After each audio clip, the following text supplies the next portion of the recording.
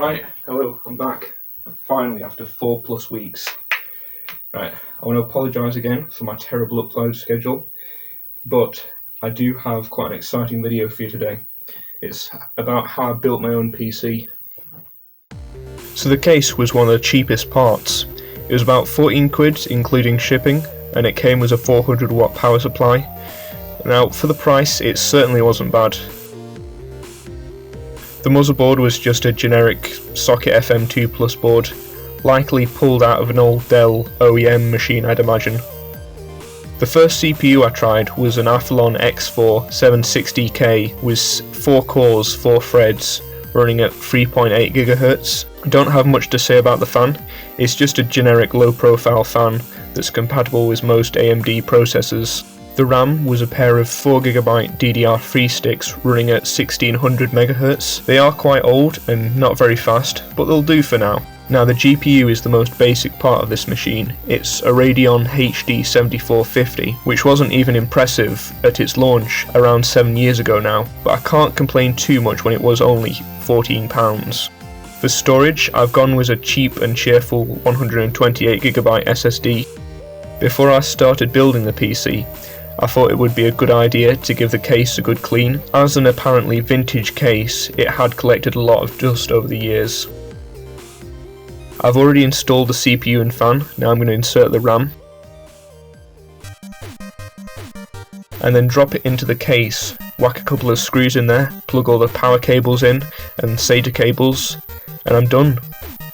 I'm not going to put the front panel on just yet, because I've got more things to add.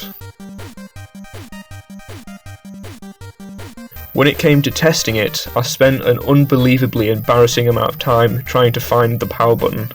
I was putting my fingers everywhere, and then I had an epiphany. Maybe, just maybe, it could be that massive, conspicuous, shiny button on the front. Goodness me. Then the second disaster happened when I turned it on, and it told me that the CPU was unsupported. So I went straight back to eBay and made a very rushed purchase in the heat of the moment. I bought an AMD A4. Not just an A4, but an old A4. It only has 2 cores and 2 threads, but at least it booted up this time. I then spent the next couple of hours downloading and playing all my favourite games.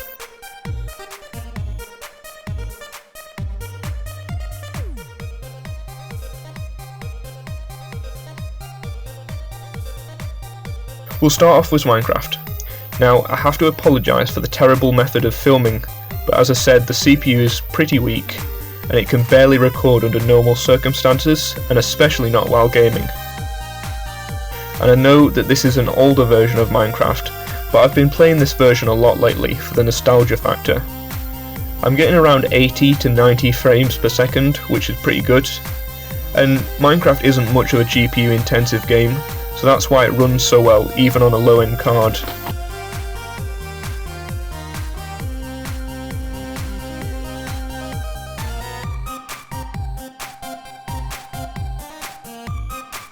Next up we have Crossout. Now, I've only just come across this game when I was trying to find free-to-play medium-sized games. It's sort of like a modern Twisted Metal that was on the PlayStation 1. You've just got to smash up other cars to win. And as you can see, I'm not great at it, but it was still pretty fun. But onto the performance. This card didn't do very well, since this is a more graphically impressive game, and I think most of the time I was getting less than 20 frames per second.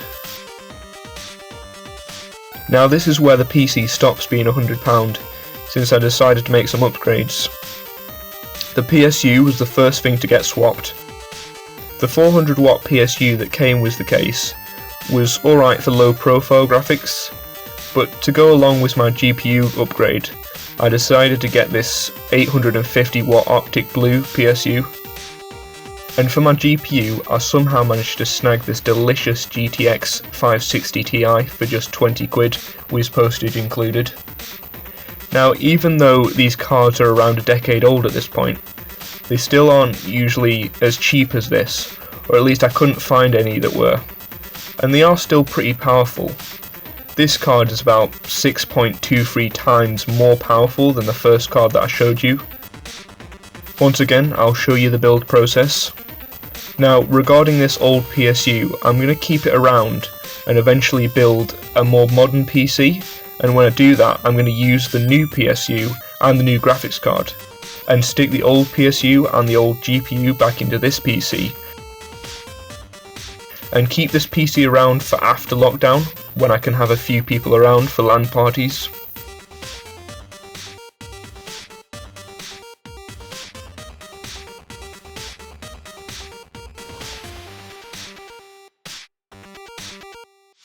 With this GTX 560 Ti, Minecraft is only slightly improved. As I said before, it's not a very GPU intensive game, but I did manage to get above 100 FPS most of the time with this card.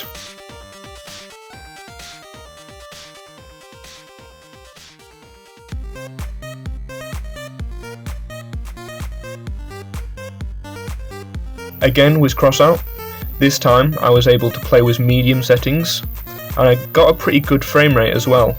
As before with the Radeon, I was on low settings. Now I'm getting much closer to 60 frames per second than I was before. Also, I apologise for the lack of 1% and 0.1% lows. For some reason MSI Afterburner didn't want to show them. By the way, MSI Afterburner is just the program that shows those statistics at the top left corner there.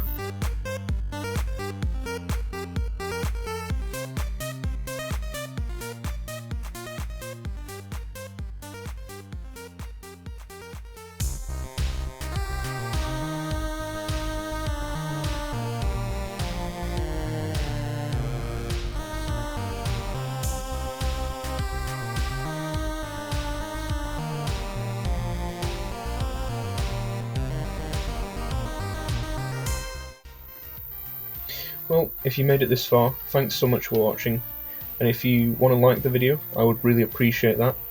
And also feel free to comment what you thought of the PC that I built. And also, if you've built a PC yourself, you could tell me about that in the comments as well. Also, if you want to subscribe, it would be really appreciated, and if you click the bell icon, it should notify you when I make a new upload every couple of months. But in all seriousness though, I want to try and aim for 2 videos a month, that way I don't get overwhelmed, because I've got a few different ideas for videos, but I'm just trying to figure out how to implement them. There should be a new Cheap Lazy Scran video coming out soon, so look out for that if you're interested. I'll be making spaghetti bolognese, so I'll see you there.